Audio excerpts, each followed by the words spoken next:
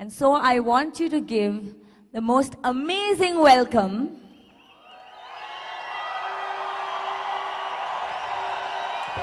to Infinity founder, leader, the council, and the love of our life, Dev Wadwani!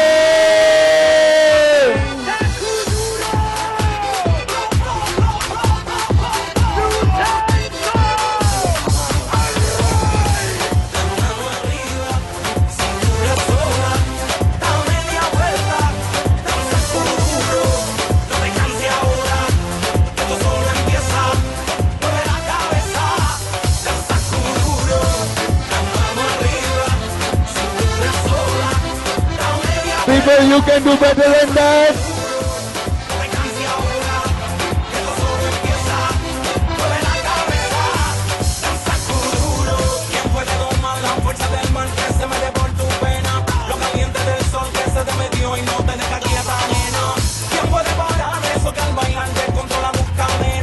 Get those hands together. Make some noise.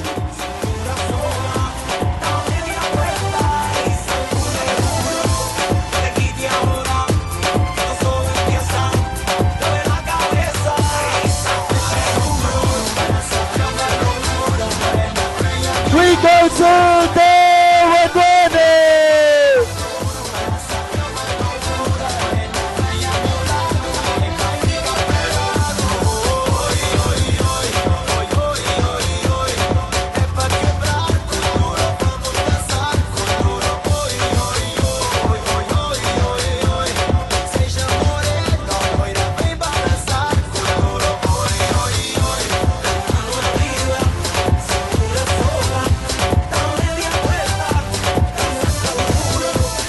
Hey, how are you guys?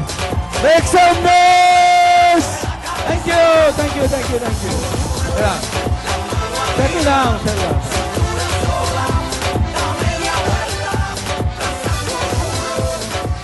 Guys, how are you all? Good? It's good to be here.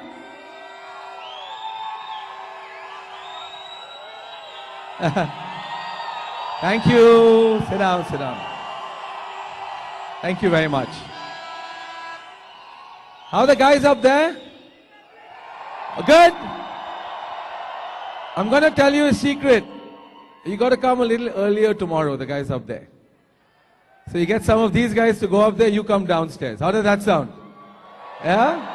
Good, good. Anyway, you know, it's been quite a trek getting here. Thank you. I love my wife. Huh? And I love you guys too.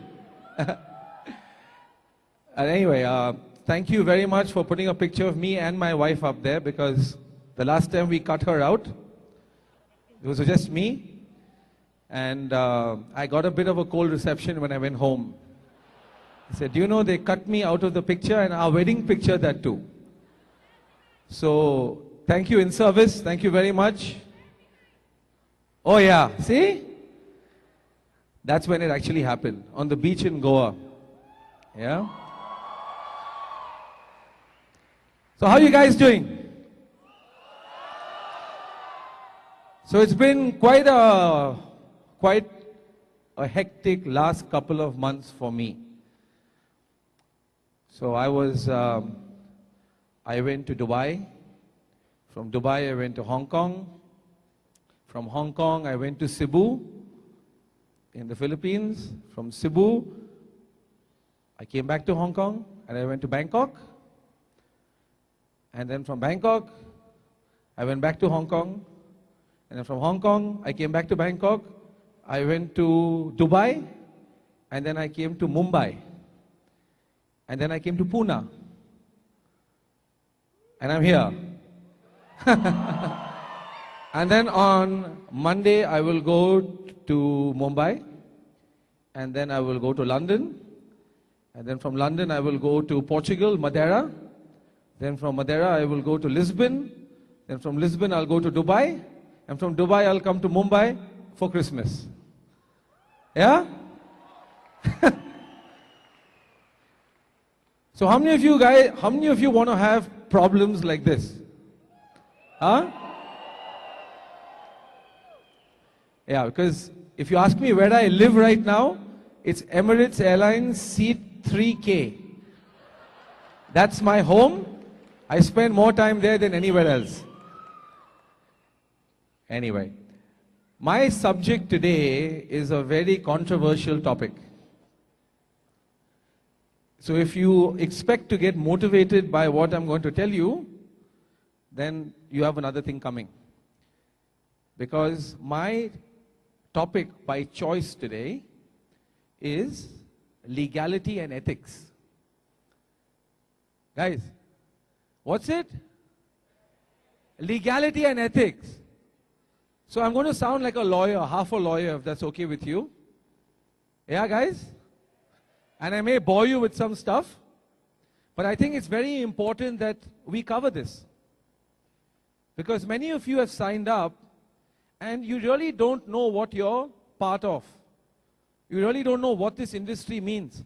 And then what happens is, you meet some people who then question your belief system. See, for me, life is all about, first you have to acceptance, right? So you find many people out there who've not accepted network marketing as an industry. You do realize that, right? There are many people out there who've not accepted this industry. They've rejected it. And they are close to it. And when you meet these people, what they will do is they will shake your belief system. Why? Because your belief system is weak. Do you understand that every meeting you do is not convincing a person? It's basically your belief system, your value system, pitched against their value system and their belief system. You do realize this, right? So, let's get to the crux of it. Acceptance. Acceptance is something that all of us have gone through several times in our life, but by force. Okay? Let me ask you something. If you told your grandparents 25 years ago that they would never ever go to a post office ever again, okay? 25 years ago, 25 to 30 years ago, if you told your grandparents, grandpa, grandma, you'll never go to a post office ever again, you will have something called a tablet or a laptop, or guess what? A mobile phone that you punch in a message and you send it, and it will be instantly delivered to the other person, to the recipient, for free. Instantly. What reaction would you have gotten? Disbelief. Correct or not? I use the word disbelief because they would not believe it. True or not? Because 25 years ago, corporations, an entire company would have one computer. True or not? In fact, in India, I used to laugh because I remember the computer was in an air-conditioned room and the employees weren't. You remember that? So, the computer was VIP. You had to take your shoes off, and there was one guy punching in data. MS-DOS, I still remember. With a screen, green, C:\\/ going pling, pling, pling, right? You remember that? And when this guy was punching stuff into the computer, you were like watching the lunar landing, you know? You know Armstrong landing on the moon? Wow. He punched, pressed enter, and then something came. You didn't know what it was as well. It processed the data. So, I remember going through that phase. So today, even the elderly people in our families who don't use computers don't go to the post office. Am I right or wrong? They say, beta, email bhejo. Uncle ko email bhejo or give the message. Because even they have realized that it is stupid and silly to put a stamp on an envelope, wait for a week for it to get delivered, when it can be done instantly, more effectively. True or not? So, haven't even the older generation accepted technology today? Isn't that a form of acceptance? Okay? So, you've gone through that acceptance phase in your life. You've had to accept so many different concepts in your life. Have you not? And now, it's network marketing. And because some people don't understand it, they call it many things. Why? Because they are ignorant. They don't know. Tell me how it works. Can you explain to me how an email actually goes? Do you understand the technology? Do you? Do you understand how it actually goes? Data packets being transmitted over wireless networks. Do you understand the technology, guys? Maybe some of you do because you all are, IT. The rest of you have just accepted it. It works. True or not? But there are people out there who will question it. So let me put forth an argument regarding legality, i.e. QNet being my example for this evening. To me, when I saw this, QNet was as much an e-commerce company as it was a network marketing company. Do you agree with me? Do you know there's nothing physical about the process when you do a transaction with QNet? You are aware of that, right?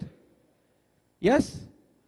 So even if you walk into a QNet office and you've got cash in your pocket and you pull it out, can you buy something? No, you cannot. They'll say, sorry, we can't entertain you. You need to go online, you need to register yourself, and then you need to pay us electronically or through a bank transfer. And then you do your transaction through our e-commerce platform, which is powered by Microsoft. You do know that, right? And you do know that we are featured as a pilot project on the Microsoft portal up to today. You do know that, right? It's one of the case studies on the Microsoft. If you put in the company name, it comes up. Hong Kong-based, multi-million-dollar corporation using our platform. So, when you go online, can you explain to me how we are different from an eBay or an Amazon? People say, oh, you got to recruit. No, you don't. You don't have to recruit. You know that, right? Are you aware of that? You go on to eBay or Amazon, can you do a purchase without registering yourself?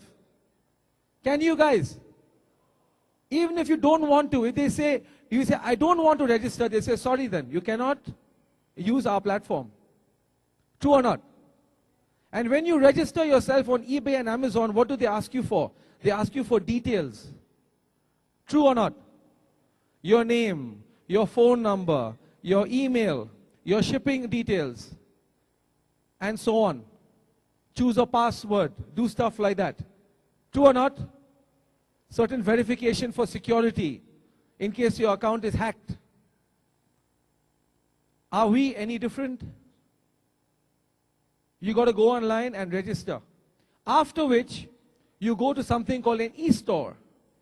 When you go to an e-store, there is a clear description for every single product. Down to the last gram, down to the last millimeter. There are 3D pictures. You know exactly what the specifications are, what the price is, or what the shipping cost is. And only if you agree to all of the above, do you pay and make a purchase. Is this not a true statement? So can you tell me what is dodgy about this operation? Oh, people make money. Okay, so I guess when you buy something from any other portal, no one makes money. Has everyone lost their marbles or what? When you buy anything from another portal, there's no gain to anybody else, is it? It's just that you don't know who's making how much. In fact, our operation is more transparent. At least you know who's making how much. You know the product you're buying, you know the specifications, you know the price. True or not? And guess what? Our prices are fixed. Let me explain to you what I just went through today.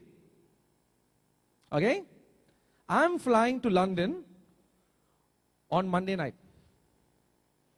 on Emirates Airlines. Okay? And I asked for an airfare. I asked for an airfare. I would have normally gone onto the Emirates portal and I would have done it myself. I was too busy traveling to Pune, so I was lazy. I called my travel agent. Okay? So, I asked her, I said, what is the first class airfare to London? So she gave me a price close to $5,000. Okay? So I said, okay. I said, let me just confirm my dates because I'm going, it's a very complicated trip. I'm going via Dubai to London. Then from London, I'm going to Madeira. From Madeira, I'm going to Lisbon. And from Lisbon, I'm flying back to India via Dubai for Christmas. So the dates are very tight. I got to make sure with my UK guys what the dates are, when they want me in Portugal, when they want me in London. I just want to make sure. So it took me 3 hours to confirm my booking. The price of the ticket went up by $420 in 3 hours. Does that sound wrong to you? It's the same seat on the same flight on the same day. Why did I pay $420 more after 3 hours? Can I sue Emirates Airlines for this? And say, you guys are ripping me off? Can I? When you go to make my trip, many of you flew here, right? How many of you flew here? You flew here from various parts of the country or from overseas. Did you ask the guy next to you how much he paid for his ticket? Almost definitely wouldn't have paid the same price as you. 200 different people on the plane paying 200 different prices. Is it a scam? For the same product? No, it's not. Because you agreed to it. You saw a price. They said they would fly you from A to B. You chose to accept the terms and conditions. Correct or not? There are variable tickets as well. Endorsable, non-endorsable, cancelled. Change date ticket, full fare economy, discount economy, full fare business class, discount business class, 7-day round trip, 14-day round trip, 3-month expiry, 1-year open ticket. The difference in price can be over 200%. Do you know that? Is this a scam?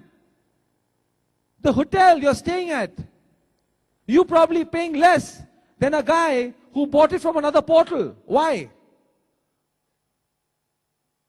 Because somebody negotiated a favorable rate. True or not? Next time you're in the checkout line of a Marriott or a Taj, Ask the guy in front of you what he paid for his room night. Almost definitely will not be the same as what you paid. Is this a scam? Is this a scam? Why? Because you have consented to a product and a price. And if you got a problem with that, you can whistle Sweet Dixie and you can't do a damn thing about it. Because they made you agree to the terms and conditions and you paid for a service or product that had a validity or offered whatever it did, or cost saving or whatever. True or not? So you tell me now, QNet has got fixed prices. Fixed prices. True or not? We often go on promo, where we bring our prices down, where we waive our shipping. You clearly know the specifications of what you're buying, what you're getting into. Can this be illegal? As a thinking, logical person, can this be illegal? No. So guys, my first point today is we are an e-commerce, as much an e-commerce company as we are a networking company. Our vacations get sold for close to 30% cheaper than the market leader in the same space. I don't believe in taking names and giving free advertising to other companies. But you know what I'm talking about, right? We are a good 25 to 30% cheaper than the market leader in the membership timeshare package space.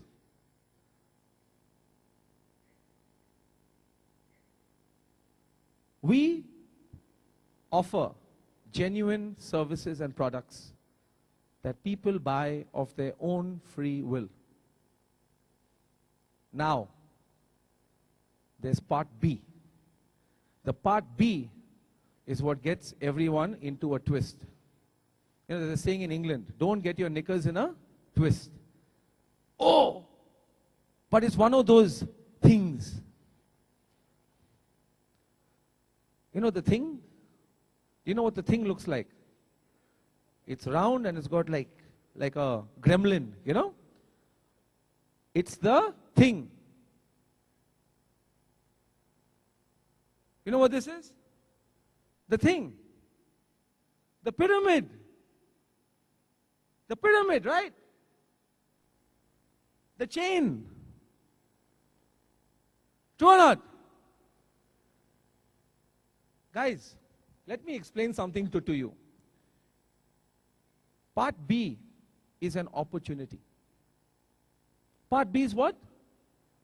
An opportunity that you have the right to exercise. As in, if you promote the services and products of the company, you can earn legitimate money by way of commission. Why? Because the company does not advertise and does not hire a marketing force. We rely on something called word of mouth. Is there anything dodgy about that? The end price does not vary because of this angle. The price is fixed, right? Do they tell you, oh, you were introduced by the 100th guy, so the price of your product goes up because we got to pay so many more commissions? Has the company ever told you this? No, right? You've come via. So sorry, boss. Your holiday just went up by another $100. Because that guy's commission has to come from somewhere. Have you ever heard that from QNet?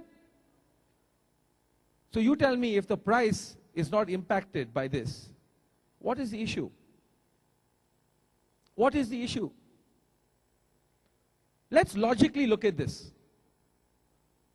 Because some very educated people, I know, cast a lot of aspersions because they are ignorant. They've not taken the trouble to educate themselves. They've not taken the trouble. And I'll tell you, one example of an industry that suffered at the hands of the press and the hands of the media, and even legislation was the franchising industry. Are you aware of this? Let me tell you a little story. In 1950, the US Congress almost banned franchising as a legitimate business model. Now let me explain the salient features of franchising. Oh, and they went after a company called McDonald's. You are familiar with McDonald's? The Golden Arches? Well, they were in the firing line back in 1950. This is how it works. Okay? My name,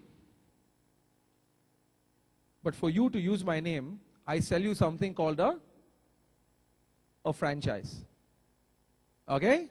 Now, you pay me, you get your franchise. After that, you have to get a premises, either rent or buy. Location of, I have to approve. Will they allow you to set up a McDonald's in a chawl? I want to buy a McDonald's franchise and I want to start it in the back of Beyond. Sorry, cannot. It's got to be in a prominent location, good visibility, minimum space so much, true or not? After that, you have to renovate the property to a standard of my choosing. And very often, the renovation and the materials that go into renovating a property, a McDonald's, you cannot buy. So, very often, contracting and renovation is another revenue stream for the franchise. You do know that, right? If you have a Levi Strauss franchise, when you go to the changing room, the doorknob is in the shape of a button, which says Levi's on it. Can you fabricate that? Say, no, don't worry, we got the shelves, we've got the layout, the store's got to look like this. You walk into any McDonald's anywhere in the world, you know what to expect. Can you not visualize it? Happy clown outside, walk in, colors standard, there'll be a counter there, there'll be pictures of your food, there'll be a price. True or not? You know it'll come in a few minutes, and you know there'll be a certain quality assurance. So, my name, you pay me. Premises, you pay. Renovation cost, you pay. Very often to my contractor. After that, you can only buy from me. Can you sell anything else in McDonald's? Say, I have a McDonald's franchise, but I also want to sell Burger King. Possible? Oh, I have a McDonald's franchise, and since there's some extra space, I want to sell some Levi's jeans on the side. Can you do that? No, cannot. That premises is solely for the purpose of that one franchise. And who's your supplier? Who's the supplier? Me. I set the price. And I also determine what price you can sell the product for. I choose the price you can sell the product for. Does this sound fair to you? Guys, can I lose money? Can I lose money? I can't. If I'm McDonald's, I can't lose money, right? It's heads I win, tails, tails you lose. If it works out, we both make money. If it doesn't work out, you lose money. I'm still laughing to the bank. True or not? So very often, a franchisee will pay crores of rupees to go through all this. And you may be the only McDonald's in the country where you have pricing power and you can charge 500 rupees for a Maharaja Mac. And they will say, sorry, you cannot. Our price structure is such. But people will pay 500 because I'm the only McDonald's. Sorry, cannot. Our franchise model clearly states that you got to sell the product for this price. There's an MRP, you cannot go above that. Even if you bought an exclusive franchise for a region, the franchise will determine the price. So now do you see the argument against franchising? Sound a little dodgy to you? But the person who buys the franchise agrees to the terms and conditions. Nobody put a gun to their head and says, buy a McDonald's franchise. True or not? They knew what they were getting into. Very often the gestation period of a franchise is several years before they recover their capital that they've put in. And then they can look forward to enjoying a healthy profit. Right or wrong, guys? Franchising came within 10 votes of being outlawed as a scam. It got passed by the skin of their teeth. And today you walk on any high street, what do you see? What do you see? And how many failed franchises do you know that shut down? So does Levi's get sued every time a franchise loses money?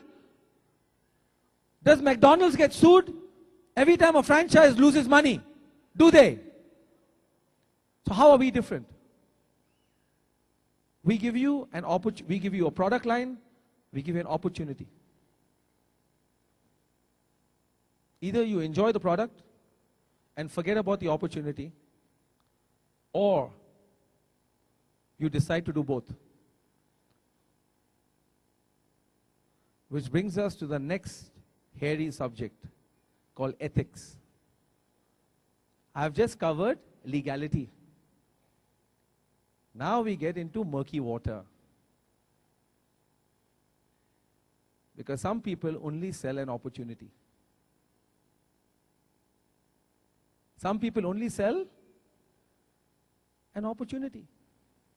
And if you are only selling an opportunity, you're breaking the rules.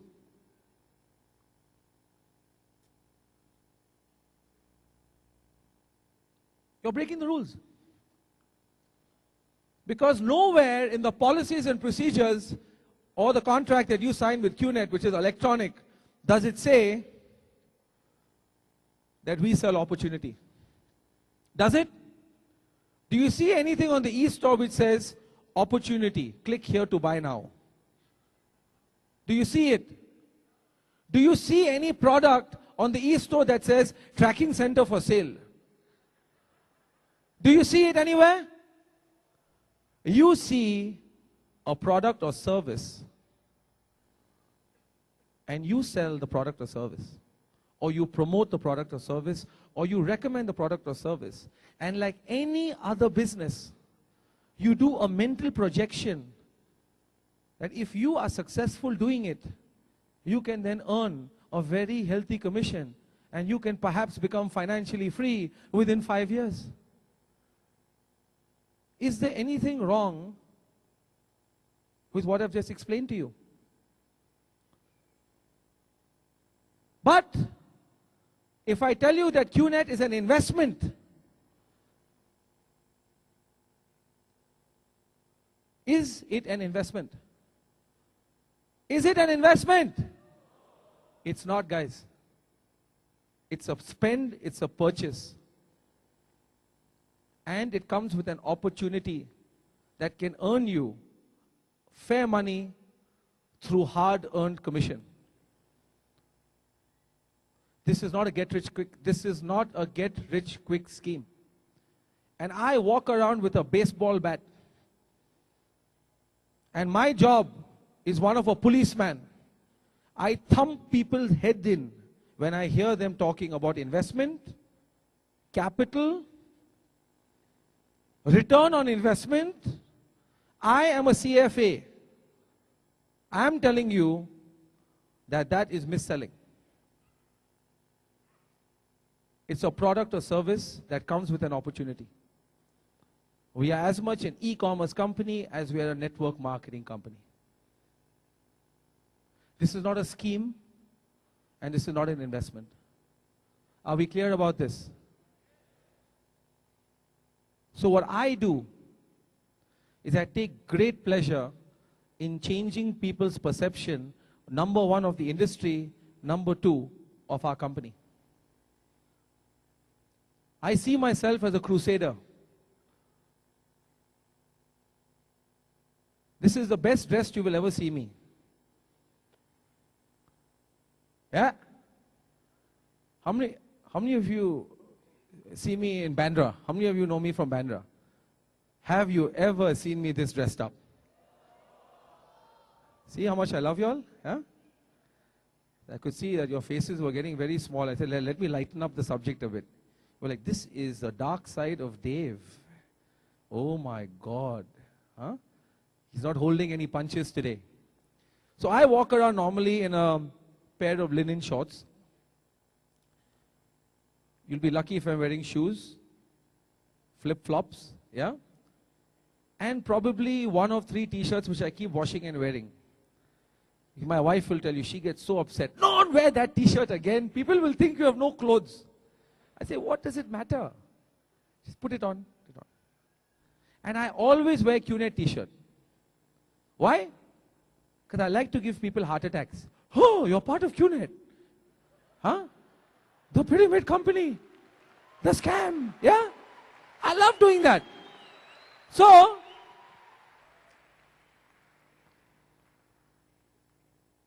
it's good fun when you travel first class in short pants. You look like one of the cleaners, you know. Maybe part-time cleaner on the flight. Yeah. And everyone else is impeccably dressed.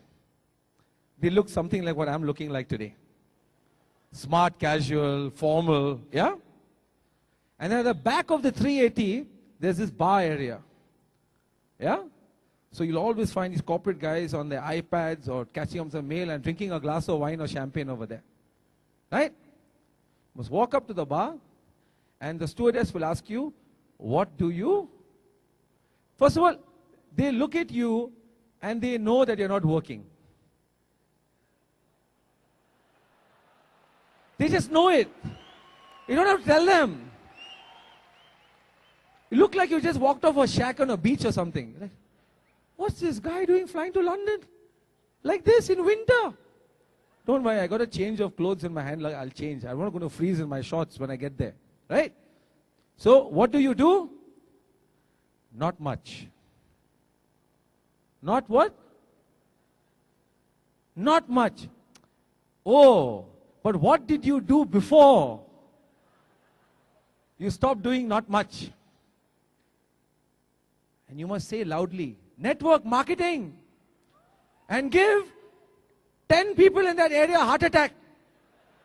Say, oh my God, Jesus Christ. We are flying with a bulging briefcase man. You know who the bulging briefcase man is? Have you ever seen one of those American movies where the salesman that walks around with his bulging briefcase saying, sir, what can I sell you today?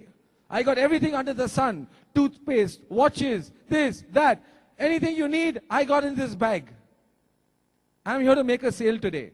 That is what they visualize. They see the Tupperware lady, the Avon lady. I have highest respect for these companies and these ladies, yeah? Yeah? They see a guy trying to sell toothpaste and detergent, soap. Yeah? So you must say that and just keep quiet. Network marketing. And it's called a pregnant pause. Then ask them for a glass of champagne. And sit happy and drink your champagne. Because now everyone's ears are open. He's going to start selling. Sooner or later, this moron is going to start selling. But you see, now the itch, the feather is more powerful than the stick. So you feathered them now. Now you just wait and keep quiet. Then they'll ask you, which company? Which? Point out, here. Q-net. What do? I'll tell you after I finish my glass of champagne. And by the time I get off the plane, a handful of people, their perception of this industry and the company has changed. I don't care whether they sign up or not. I don't care whether they sign up or not. You understand me? But I know that many times you have met some of those people later on. How many have met people who I have flown with many months later? Because they don't remember the 1,000 guys they met in a suit. They only remember the one moron that they met who always wears shorts. And high likelihood they'll see me in the same dirty shorts and the same t-shirt on another flight. Because I only own about 4 pairs of shorts. I love my clothes. And I have this special, my wife is getting embarrassed already, yeah? I've got these blue shorts. I've got these khaki shorts. These are the love of my life, you know? When I put them on, it just feels like home, you know? Then, on special occasions, I've got some check shorts. If I'm wearing those, means you're a VIP. I'm making an effort that day.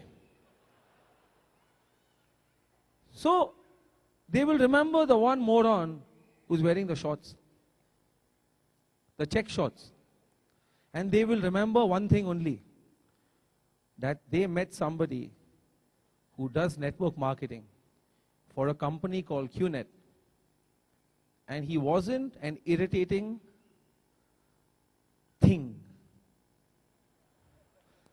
He wasn't a pain, you know where. He was proud of what he did, and he believed in what he did. As long as you follow certain parameters, there's no way that you can get into trouble. But the moment you cross the line and start bending the rules, you're asking for trouble. Are we clear about this, guys? So each one of us in this room is a brand ambassador. You are a brand ambassador for this industry and for this company. Do you understand me? And please, help us. We are not in the business of recruiting people. Are we clear? We are a movement of like-minded people. Some people will buy into it. Some people will agree with you. Some people will reject and disagree with you. So what? Stick to your moral parameters. Do this business in a manner that you can hold your head up and be proud of it. And I promise you, if you follow the rules, we and the company will back you up 100%. And I say this because I've had lengthy discussions about this subject. So we are not here for a quick buck. We're not here to plunder. We're not here to take. You understand? We're not here to take, we're here to give. We are here to give, we're not here to take. Because other schemes that crop up, pyramid schemes, people don't even know what a pyramid scheme is. No genuine service or product, dodgy business plan, dodgy financials, here to recruit people quick, shut shop, and fly into the wilderness after that. Guys, we are here after 14 years. And I keep joking. They say, oh, I heard this about the car. I said, yeah, we've been dying of the same heart attack for the last 14 years. Are you understanding me? And they're going to wait for us to die of that same heart attack for the next 20 years. So, I'm sorry to be a wet blanket and to bring this up, but it's something that I feel very strongly about. And Infinity as a group, okay, the only reason the four of us got together and the only reason we do what we do is because we agree with each other and we build with this philosophy. If there's any deviation from this philosophy, we're not interested. We are not interested. I don't care whether you can make so many sales, quick money. We are not interested. Because that's not the way we do business. Because remember, no pain, no gain. You got it? There are no shortcuts. This business itself is a shortcut. Okay? This business and this opportunity can earn you the kind of money that would take you decades to earn in a span of 5 years. Right? So you're already on the fast track. Okay, you figuratively already taken a shorter cut to get to a financial position. And if you try and take a shortcut of a shortcut, you end up at the bottom of the mountain, my friend. You end up driving off a cliff, and that's sure death. Are we clear about this? So do I have everyone's word in this room that we don't believe in shortcuts? We don't believe in shortcuts, guys. Do you have your word? Because if we don't take shortcuts, we will stand with you. Okay? Goodbye. God bless. Thank you very much. We love you guys.